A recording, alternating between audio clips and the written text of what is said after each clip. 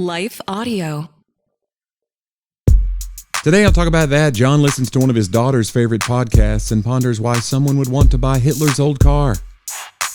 Meanwhile, I resolve to be mediocre in 2026 and tell you how both President Bushes had embarrassing moments exactly 10 years apart. Plus a conversation about not losing hope when a season of life ends and the importance of trusting God. Today's episode is not sponsored by DoorDash. This burger is cold, but at least it also cost $57. Well, Happy New Year. It's John and Jonnie. Talk about that. 2026. Guys, we're just rolling along. Like, we just don't stop here. This is going to be our year. You think? No. Do you have like a word of the year? You told me your word last time and I've already forgotten it. Well, hold on a second. It was constitutionality. No, what was it? It was outrage. Rule of law. What was it? Due process. I could think of all kinds of words. It was contentment. Okay. That's good too. Yeah.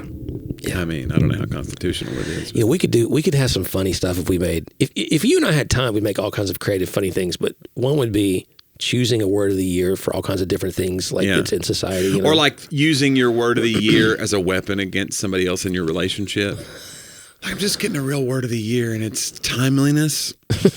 You're like looking at your wife as she gets ready. You know? It's passive aggressive. It's don't be around toxic people. I feel like this year I really want to remove toxic people who extract energy.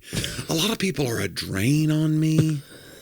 And I just want to get people I've been with for years. And you're like, I'm the only one you're ever around. Yeah, there's just some people. I don't want to. It's funny. We were listening. We were coming home from volleyball last night, and Sadie has a podcast she listens to. Okay. And so she lets me listen with her, which is a great honor. You know, she's right? A 17-year-old. Oh, sure. She's letting you in on her little world there. And I don't know the name of it. Wow, you're such a great listener. You're just the best dad. Because I can't really see. I could just see on the Apple. It's some stupid zennial thing. I don't know. But it's this. I know it's a female. Uh-huh. She's just in her picture. There's not a lot of clothes. Oh no. But she's young. Okay. But I really like a lot of the stuff she's saying. It's very pop culture therapy kind of thing. Okay. It's very believe in yourself and don't let people run over you. But if you listen all the way through, like she talks about God some, and I mean she may cuss a bunch as well, just like us. Yeah. You know what I'm saying? But she's talking about, at least with the pop culture therapy stuff, is she talking about accountability as well? She does. Or is it just like everyone's a problem but you? The episode last night got a little bit, don't let toxic people run over you kind of thing. And so afterwards I was like, well, maybe just without me just give some context. Yeah. Let's talk about in a real relationship, you know, because words like toxic and words like boundaries and things can be really used as if no one's ever allowed to have a fault around you. Right. It's kind of dehumanizing. Right. So like, I know why. And I think in the extremes of abuse or other things, you know, but even the word abuse, she used that a lot. It was like, okay, let's talk about what really constitutes abuse in a relationship. It's not just you're uncomfortable or even you have constant friction necessarily, you know, someone not listening well or whatever. Like before you throw that term on there, I can't tell you what that term is necessarily for you, but we've kind of come to the place where we can use those terms because we say, I get to decide for me. Then now we don't have a standard. Yeah. Which if you're in actual therapy circles, there's usually a standard for that. They would go, we wouldn't classify that as, or that doesn't fall into our book of. Yeah, it's like burns. You wouldn't, if you go to like somebody you say like, I've burned my hand, like burns have degrees. Right. That we've decided are degrees. Right. You don't get to say like, but it feels like a 3rd degree burn. They go, it's not a 3rd degree burn though. Yeah, but it feels like, for me it is. For me, it's a 3rd degree burn. You go, this is an abrasion at best. Well, it was interesting though. I mean, but I also like that she's listening to something because you know, I want my kid to have. Well, they're not just. She's not listening to something that's just like an entertainment hole. It's just like a whatever. Yeah, something just to clock out. She's thinking about her thoughts. That's okay. One episode, she was like, "Hey, listen, I'll have these friends who, you know, act like they don't want to be with their parents anymore. Their parents are the worst." And I'm always like, you need to still listen to your parents. Like I was like, come on, man. Hold on. You know, I've been paying this lady on the side. Come on. Hey, I'm gonna send you $100 if you'll say this into your podcast, that's good Mike. Stuff. But I don't know. Yeah. Well, but my word of the year, I don't know what it would be. I'm trying to think. I don't really set resolutions anymore, and I probably should, because I think it shows. We throw it out. You know, you throw out the whole thing. You go like, oh, it's just something you're going to give up on, and people do it, and they freak out, but there is something to it, like setting a goal or saying like, I'm going to challenge myself this way this year. I need to read more, probably. Yeah, or just learn to read. Anything at all, really. It's very, like I think we used a quote many years ago on the podcast about some guy who doesn't set yearly resolutions, but sets daily resolutions. You know? Oh, is that right? Yeah, so that's an interesting idea. A daily. We should be setting more. But I actually am.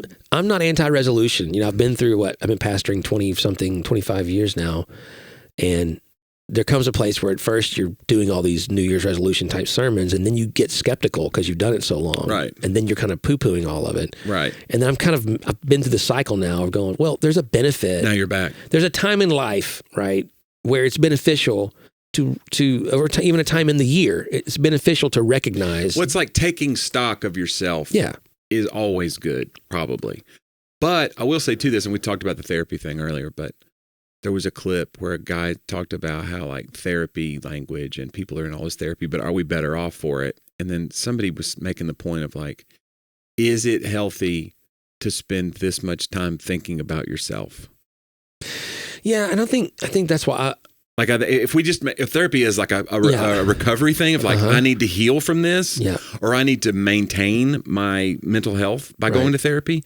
But if it becomes just like, in other words, it becomes so normalized that it's just like, well, everybody goes to therapy, and it's just this thing where like we pay a person to listen to us talk about ourselves for an hour. And if it just becomes that, like this exercise in just like vomiting out your id on someone. I prefer a mix, because there's two different fields here. Yeah. I prefer a mix of therapy and coaching for that very reason. Right. So it's going to like have some accountability built in. They're going to say, hey, maybe you should try to do this differently. Because often therapists won't tell you. Oh, no, I know. My brother talked about that. Like he has a counselor, and he said, he'll go like, but what should I do? And they'll go, I don't really do that. Yeah. And it really frustrates him. It's hard, yeah. And he'll go, but at some point, I think, at some point, the guy was like, yeah, I would do this. Like he gave up. I think he finally was like, you should do this. I'll tell my therapist, but like, look, you know, if you see me doing something totally crazy or off, like I need you to speak up. Don't just listen to me. Like tell me, you know. Well, and sometimes that's what you're paying for, right? If you go to a therapist, aren't you sort of paying for that?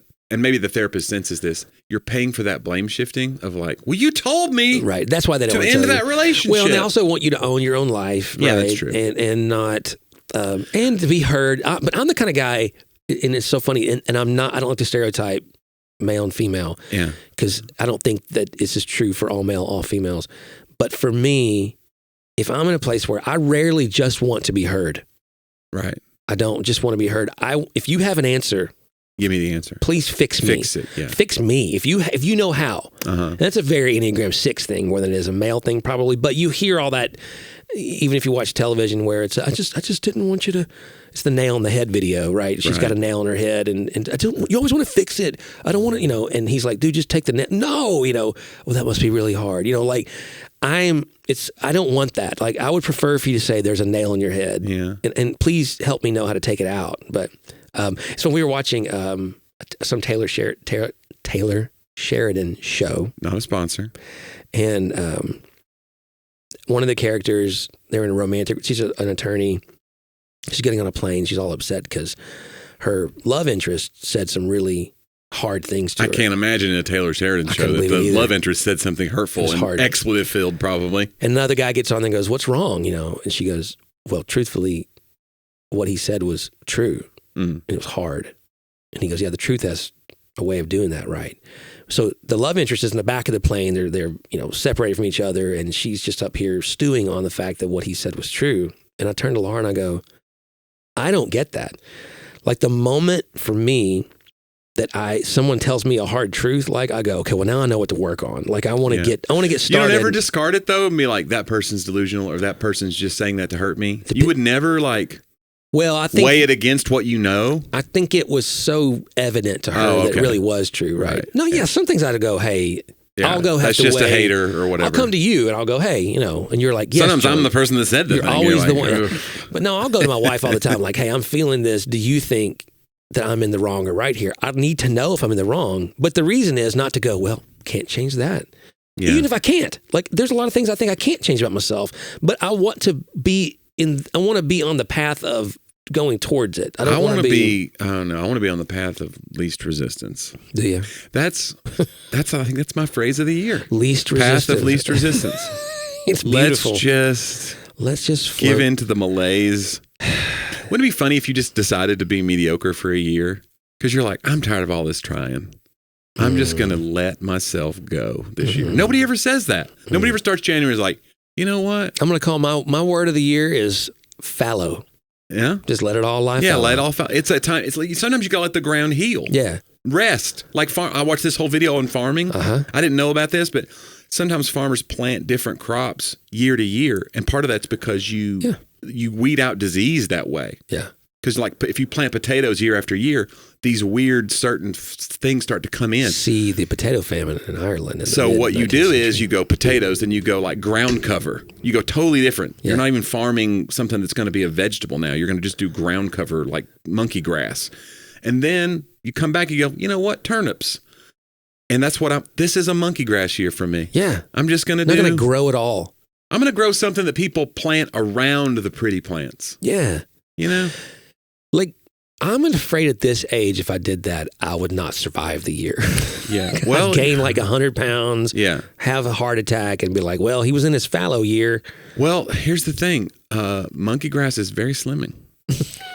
So you just, it's like you hide behind a bulky sweater for that year and you just go. I'm already doing that. If I did it now at this stage, I need to wait till I'm fit. We're using a slimming filter on John right now in this video. Right now. John's 400 pounds. Yeah, guys, I've put on a few. No, you look great. Stop it. Come on. I feel worse. I hope that we kick to the sponsors now that it's something like BetterHelp or something. It's going to be BetterHelp or it's going to be like a diet A1 greens. Yeah. It's going to happen one day where we say it. Are you ready? What if the AI starts making ads on the spot from the things we just talked about? Are you ready for your life to lie fallow for a year? Fallow.com. And it just went and bought a website, created a product. That really, man, you're through the looking glass now. I want to write some sort of fictional, futuristic thing like that. Because I can think of all the things that could go wrong and it'd probably make great fiction. I think you're right. We can find a way to... Truth is stranger than fiction. Finally channel all this negative energy. But John, let's take a minute and hear from a few of our fine sponsors.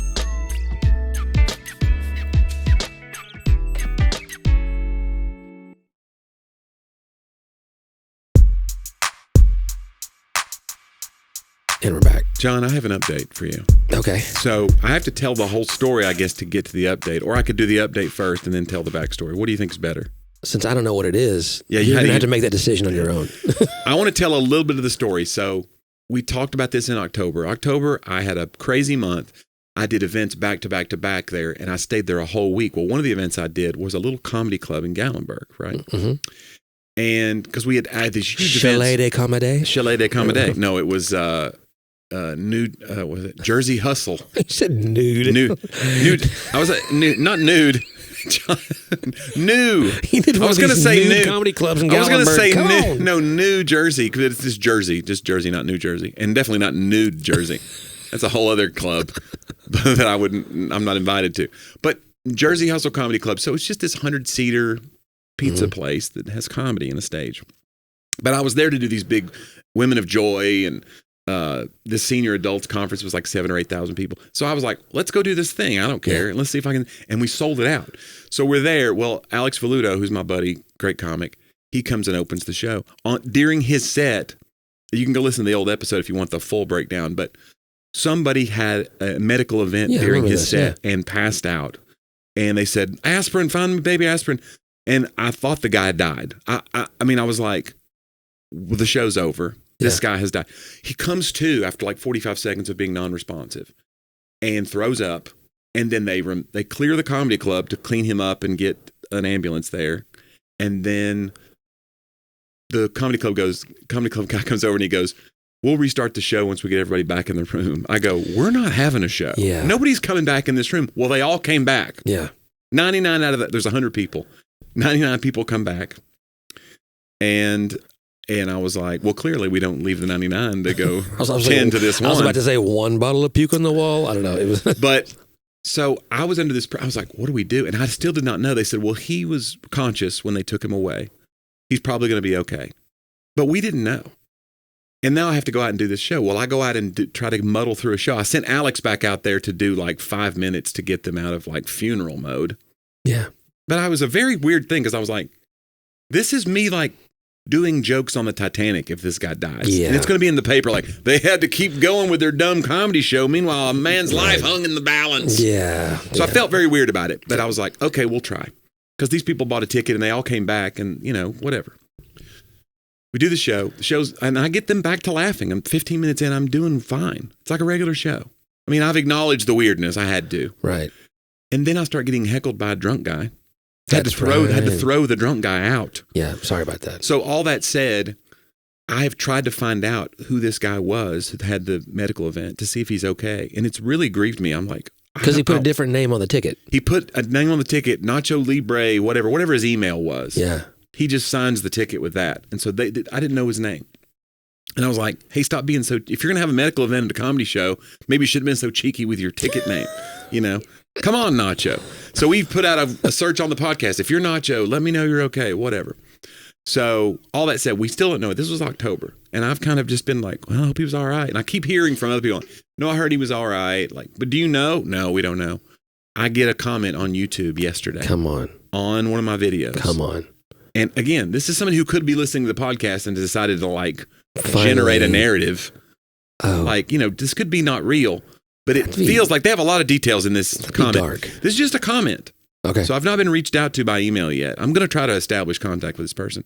Nacho Libre 5365. Come on. Says, hey, Jonnie, you had to follow my act in Gatlinburg in October. My heart stopped and I passed out on the floor. Don't know how you get people laughing after a lead-in like that, but I'm sure you did. Never did get to see you, but I did get a nice helicopter ride. Oh, so they had They life-flighted him. Sorry I stopped the show. I'm sure you can come up with a great skit out of that experience. Let me just stop there. We haven't done skits in years. And people assume that like You're gonna make when a joke. something horrible happens that like, well, this will be great.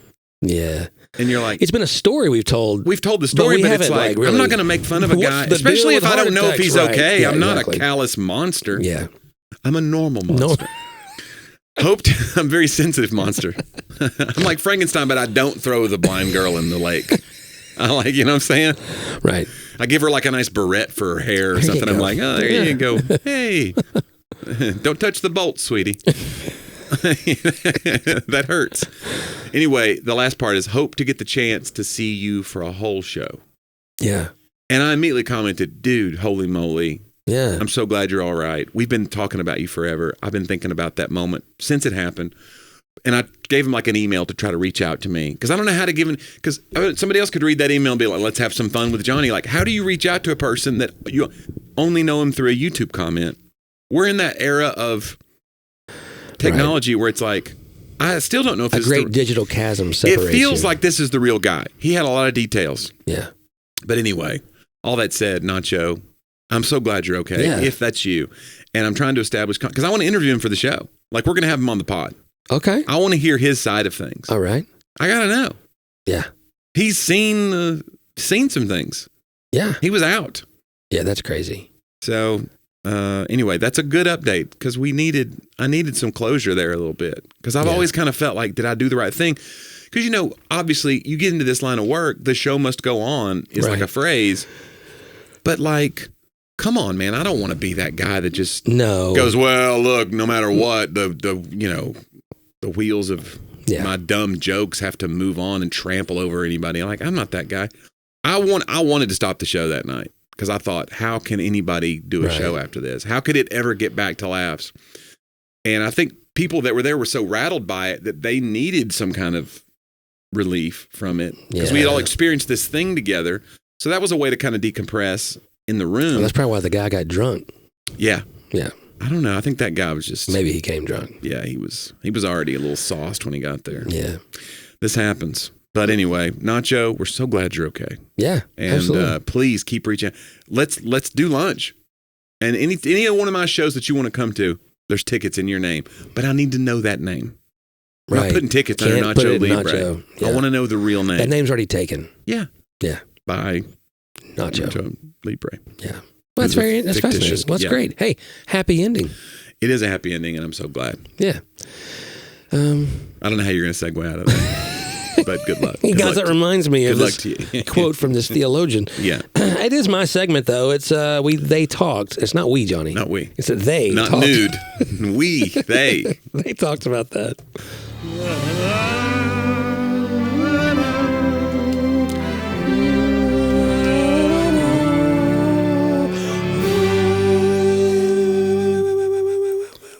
Yeah. Reverb and the other day you had the video up or whatever because you were sending it for the editing, and it was right on the part where we were singing along with it. The vibrato. Oh, right. And it's become so normal to us now. Yeah.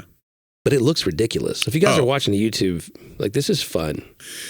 You should watch the YouTube. Subscribe on YouTube. Go find the old videos on talkaboutthatpodcast.com and a bunch of episodes you can catch up on. Yeah. Subscribe. Yeah. Share. Yeah. I don't know, all that stuff. Smash that subscribe button. Smash that like button. A.W. Pink, born 1886. Okay. Died 1952. Born in Nottingham, England. Yeah. He was the sheriff. I'm just kidding. He was actually, what's interesting about this guy is that he pastored several churches, other things. He was like a Calvinist theologian, kind of brought like Puritan theology into more of the modern space for them, and was really like a total unknown. Wrote a bunch of books, but really unknown. Okay. And then afterwards, after he died. Are you afraid of being that? Is that your deepest fear? I don't think it's a fear at all. I think that'd be awesome. But yeah, something I did. But not if you die in poverty. Helps people later. I mean, then I can't have any pride. But you want both, right? I wanted to write a book called Better Off Dead because I really had the thought, because I'm always in the way so much. It's like if I do make anything, it'd be better off if I was dead, because then you could actually use it without worrying about me being in the way. You know what I'm saying? Yeah, I mean, I think about my legacy, but I also think about paying my light bill. Yeah, well, I get to do that too. Yeah. Interestingly enough, before I do the quote, I had this conversation. My light bill. I had this conversation yesterday, and they're going to be listening, because I made a little speech at the staff table about like I forget what the context was, but I was talking about how you and I talk about all the time. Like, it's good to be small enough. If you get to do something creative and make somewhat of a living at it, that's huge. Right. But to not, we're talking about like how people can bring back and cancel you for anything you've ever done in your past. Yeah. And it's like, yeah, but I'm not big enough that anybody You're under care, you know. Yeah. And then, but some of the artists and people at the table who were younger, who were in our world, you know, they really wrestled with it. There was like I want to be, I want my music or my art or whatever to go, you know. And I was like, well, it can. But I'm thinking like, but if you're, I forget who I named, you know, there's certain people, they're so big that everything they do, right? I think I named Nate. Whatever Nate does now is, you know, he could breathe. He can't get away from it. The scale of his fame has, like, there's a scale that you get to where the pain in the butt of being that big. Right. I wonder if the money they're giving you is enough for that pain in the butt. And think about how far and fast you can fall. Yeah. Because now the sniper fire.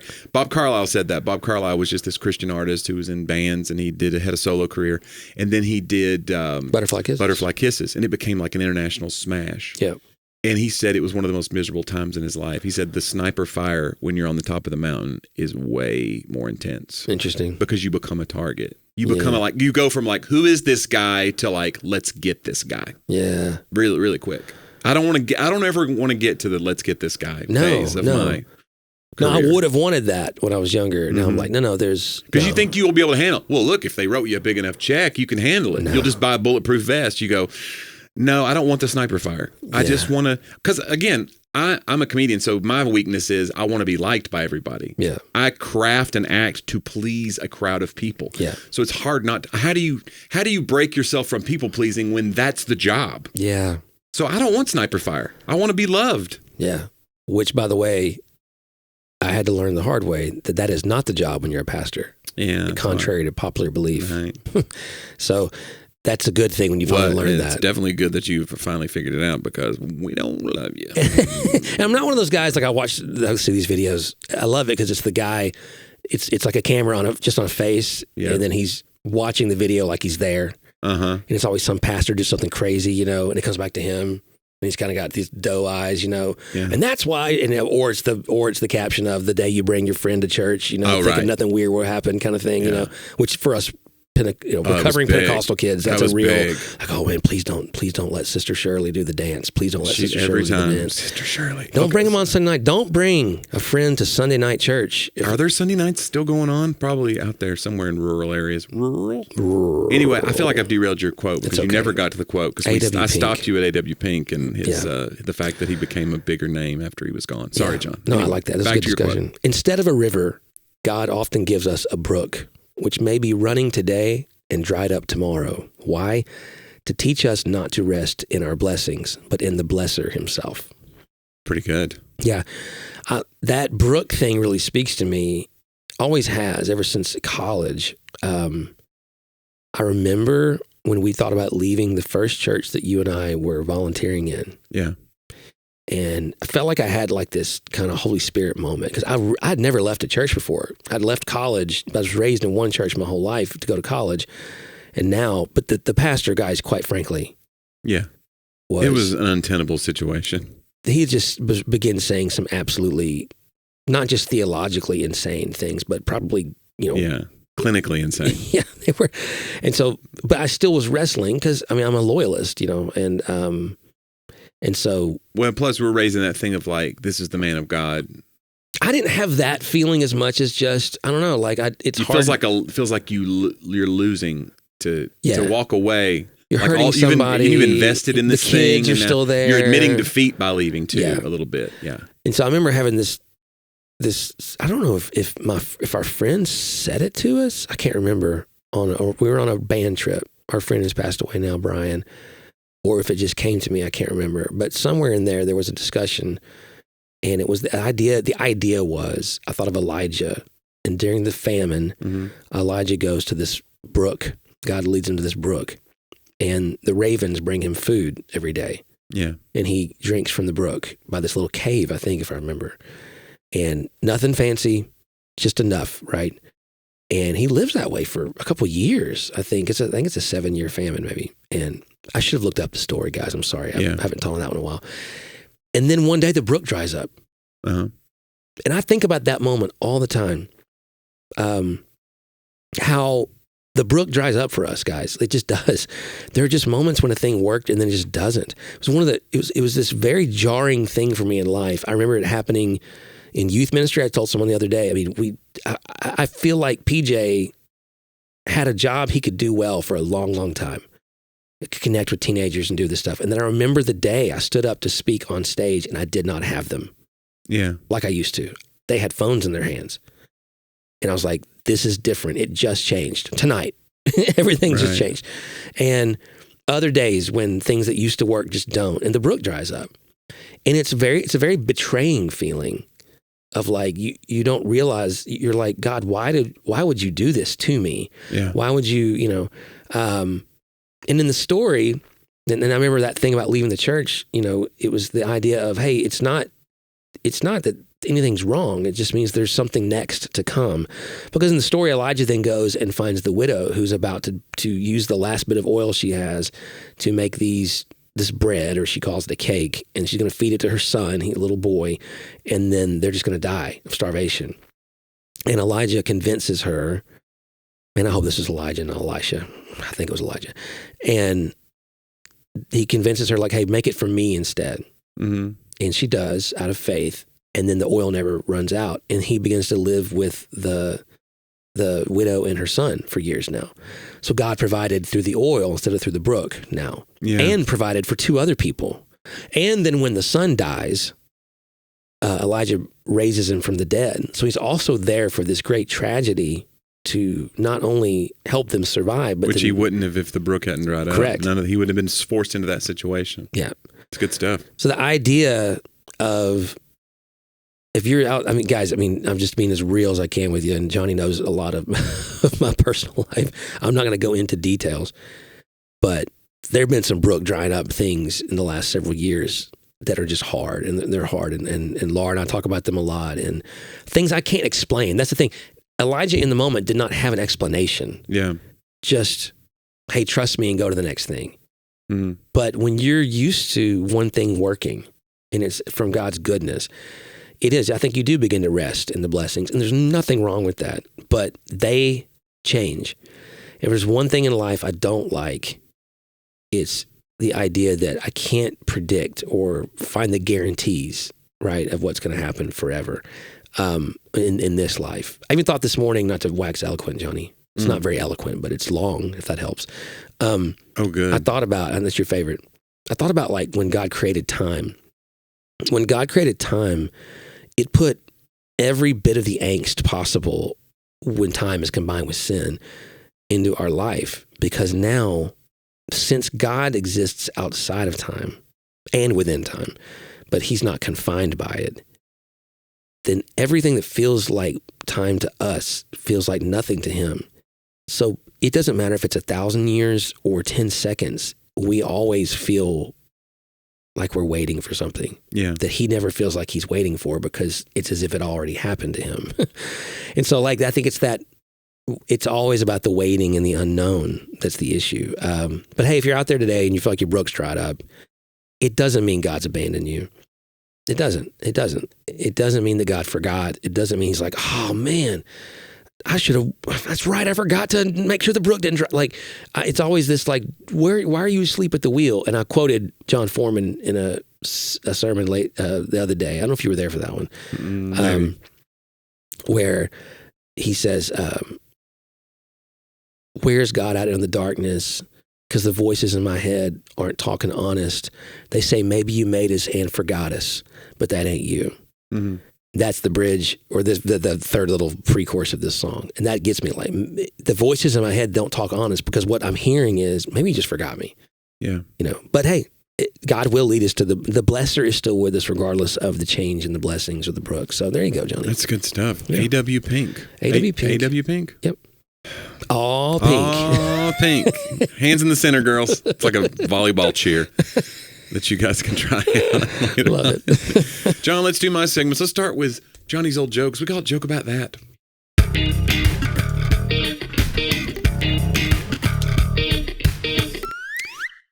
John, my mother always said, the best way to a man's heart is through his stomach. Lovely woman, terrible surgeon. That's good. Lost a lot of patience. I like that. John, that reminded me of this one. When one door closes, another one opens. Other than that, it's a great car. That's such a great joke. John, 3 brothers, aged 92, 94, and 96, live in a house together. One night, the 96-year-old draws a bath, puts his foot in, and pauses. He yells down the stairs, was I getting in or out of the bath? The 94-year-old yells back, I don't know, I'll come up and see. He starts up the stairs and pauses, then yells, was I going up the stairs or coming down?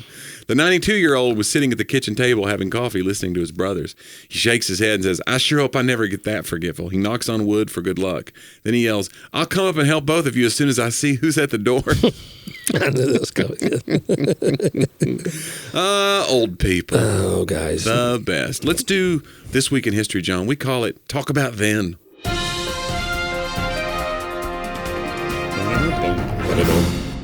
John, this week, 1973, a car reputed to be Adolf Hitler's car is auctioned off for $153,000. First of all, who's buying Hitler's car exactly? How would Hitler's car survive the bombing of Germany? He had an underground parking garage right beside the bunker. Maybe. This set the record for the highest amount ever paid for a car at auction. I'm sure it's been broken since then.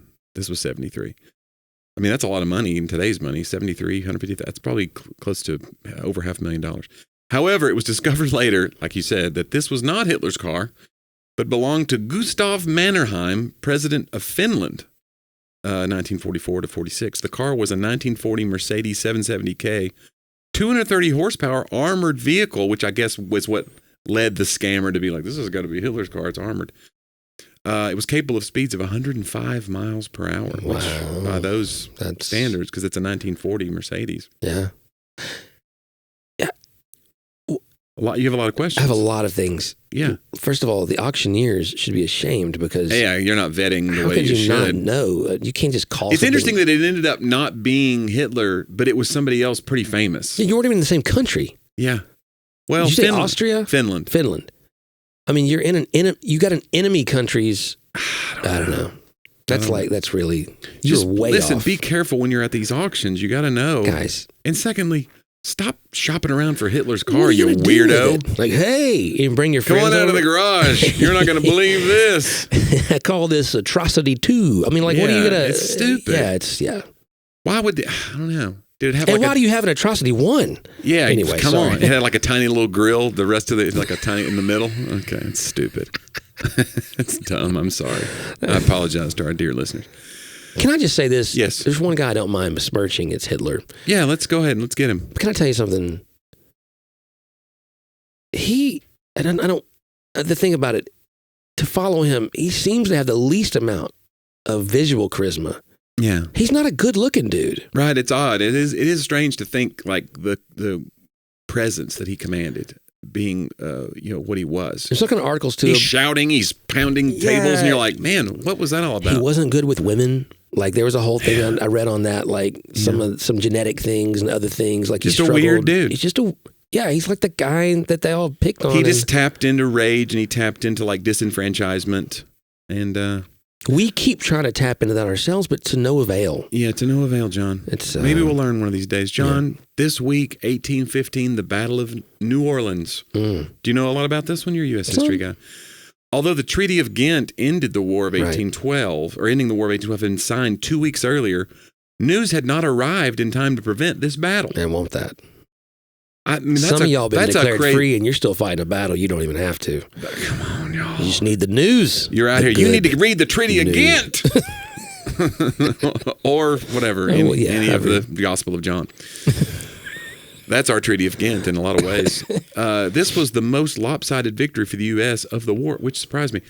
Future U.S. President Andrew Jackson led a mishmash of about 4,500 soldiers, locals, and even a pirate crew of John Lafitte against 8,000 British regulars. So 4,500 to 8,000. Yeah, it was the most lopsided victory for the U.S. The battle lasted about a half hour, with British troops losing 700 killed, 1,400 wounded, and 500 prisoners taken, including 3 generals and 7 colonels.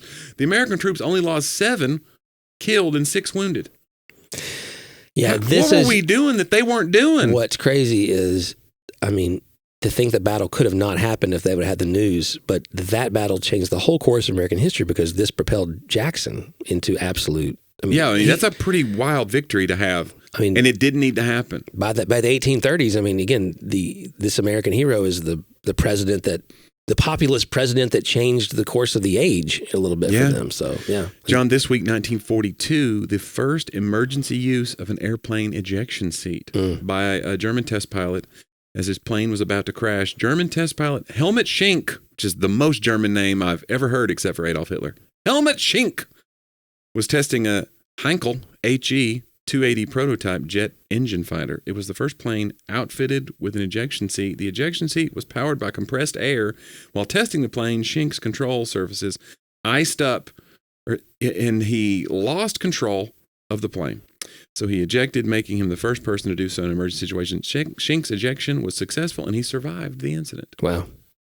I wonder what the protocol is now for these ejections when they tell you, when you're training in these billion-dollar, planes, and they say, hey, there's an ejection seat, but listen, if you could say, because that's the thing, it's only in planes, because if you're on a ship, you go down with the ship. That's what a captain's supposed to do. You could have an ejection seat, but it's just going to pop you out further in the water. That's true. There's no really use. The pilot, I guess you want to be the ship captain. Boing! You see him fly and splash. You're like, well, that was weird.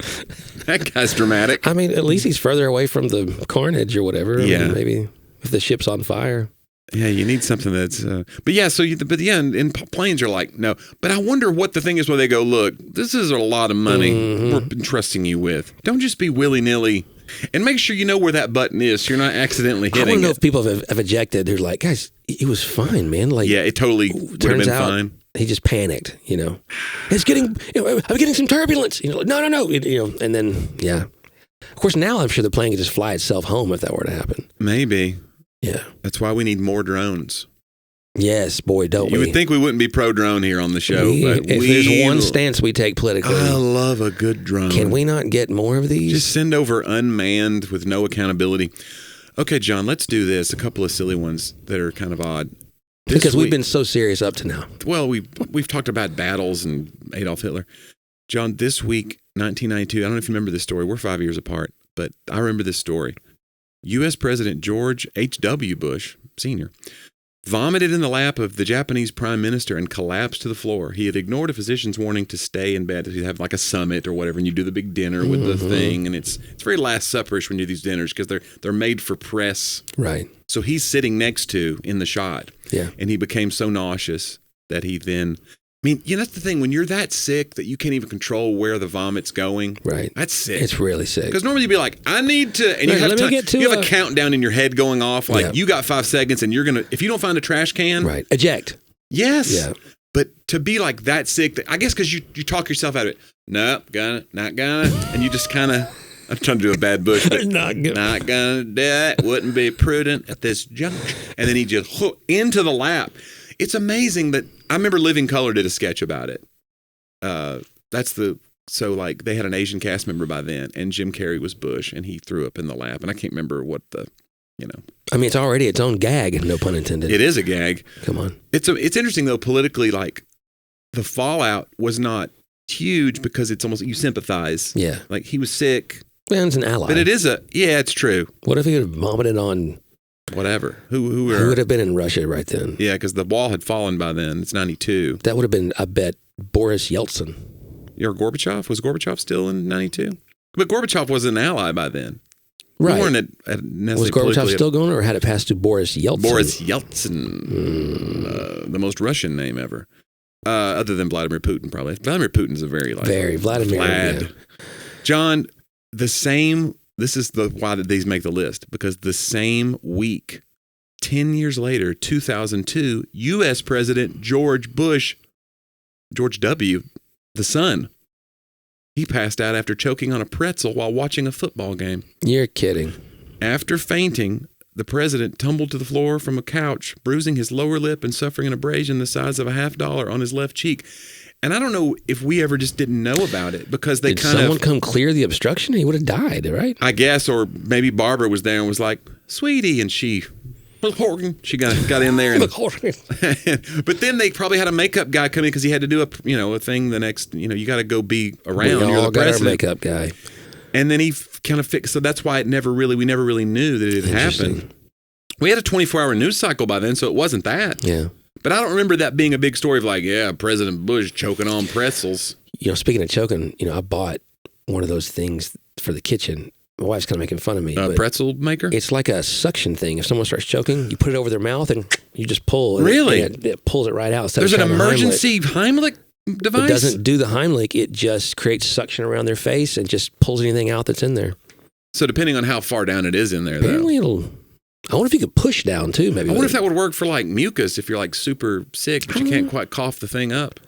I don't know, that's a good question. I'm terrible at coughing up. I don't have a very productive. I have to make I was like, hey, cover your ears. Because is it getting ready to be? It's one of those like.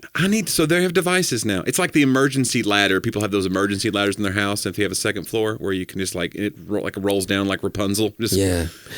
This is the emergency ladder of the choking. Yeah, but Laura, I think... But you're choking your pancake, you've got to remember you have that thing. You have it, it's not even put together, it's still in the bag. And so like... That's not great. Laura's it's a lot of steps. Oh my gosh, if I got it, yeah. But Laura kind of looked at me like, well, just do the Heimlich. Like she's a nurse, I'm like, I'm not... Like always, my fear is to have to do CPR on someone. Have I been trained? Sure. Do I remember? No. And like, so it's one of those like... In that moment, I'll be like, Laura, come do the CPR because she's done CPR in a medical environment. And I'm just a lay person. You know what I'm saying? Yeah. John, our Brian Bates, our buddy, has one of the best bits ever about the Heimlich because like they try to change it now because it's one of those things where you go back into somebody's past. So now they just go like, it's something else. It's the anti-choking maneuver, whatever. And so he goes like, if you want to get so politically correct that you're like it matters what it's called. Like you're at a thing and somebody starts choking at the table next to you. Does anyone know the Heimlich maneuver? And you go, I know a maneuver. I don't want to get into the, that guy's very problematic. I don't want somebody's turning blue. And you're just like, I don't want to be on the wrong side. Let it be known. I don't want to be on the wrong side of history here. I know a maneuver that can help this child. This child.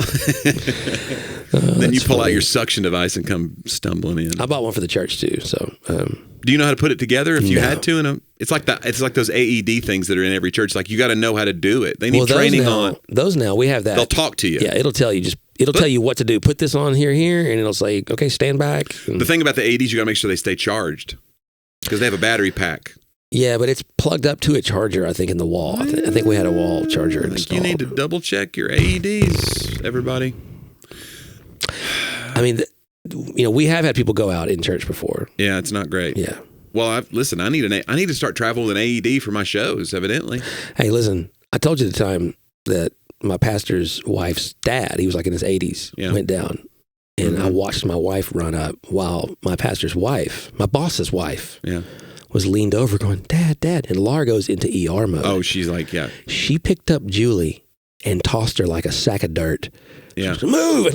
And threw her like over 2 rows of chairs. Now Julie needs medical help. Somebody else had to tend to her. Laura claims she doesn't. I was watching the whole thing. Yeah. But if she ends up saving your dad's life. Right. I mean, how do you weigh this, But I was like, oh man, you just threw my boss's wife, It's a really funny story now. And he was fine after that. But he'd passed away later, but not anywhere near that time. So, right. Yeah. He lived a much longer life. Yeah. But she was, you go into, it's like a thing. It's like the thing that guy that can lift the car when somebody's pinned under it. Yeah. The adrenaline. My fear is I would be the guy that would fail at that. Yeah, you'd be like, oh, I thought you had adrenaline. No, I do, but I'm super weak. Like I needed, how big is this car? And you just like, can it be like, is it a hatchback? Is it a 1940 Mercedes? Yeah. That's how it all comes full circle. Thank you, John, for that brilliant callback. Yeah. That's our show, I guess. Yeah. I think we've done all that could be done. Subscribe, and listen. If you want to become a patron, we love our patrons, and I'd love to say that we can promise you a ton of, but you get ad-free content. I like that. Jonnie will still promise you, but don't. Listen, this is the year that those empty promises come true, though. Well, the one promise we need to follow through on. Yeah. It's not really a promise yet. We need to do a Zoom meetup with some of these patrons. Hey. Is that not Don't just start spouting stuff. I was going to give you something for real. Oh, okay. Okay.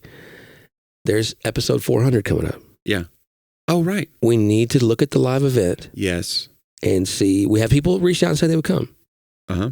But that's like, this is episode, I don't know, 380 something. So we're getting there. We got like 15 more weeks or something. So it's going to be your schedule, not mine. I travel a lot, but not like you.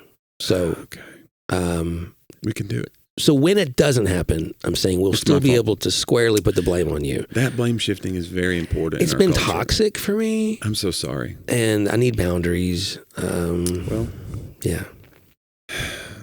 That's a proper response. I deserve this. No one can argue with therapy language. We're for therapy, by the way. Yeah, we're pro therapy. We're not anti-therapy. No.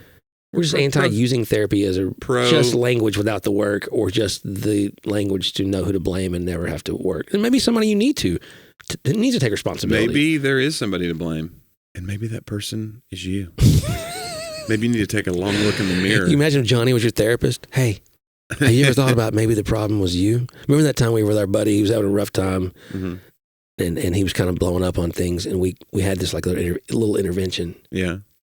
And our other buddy was with us. We were all coming in ready to be gentle, like, hey, man, And we sat down, and he goes, hey, have you ever thought to yourself, man, my life sucks? We were like, what? He was like, no. I was like, oh, man, that meeting did not go well. We were hoping that would be a big aha moment. He was like, no, I don't think that. We're like, maybe we could have led with something a little different. Yeah, maybe. Well, you ever just thought to yourself, man. There's your book title. My life sucks. Yeah. That's self-realization. People have to want that kind of self-realization. Yeah, you can't give self-realization, or else it's not self. It's right. It's exterior revelation. Come on, realization. We'll workshop. We're working it out. We'll keep working on it. Well, guys, had a lot of fun today. Really did. Thanks so much. Happy New Year to you. We'll see you next week here on Talk About That.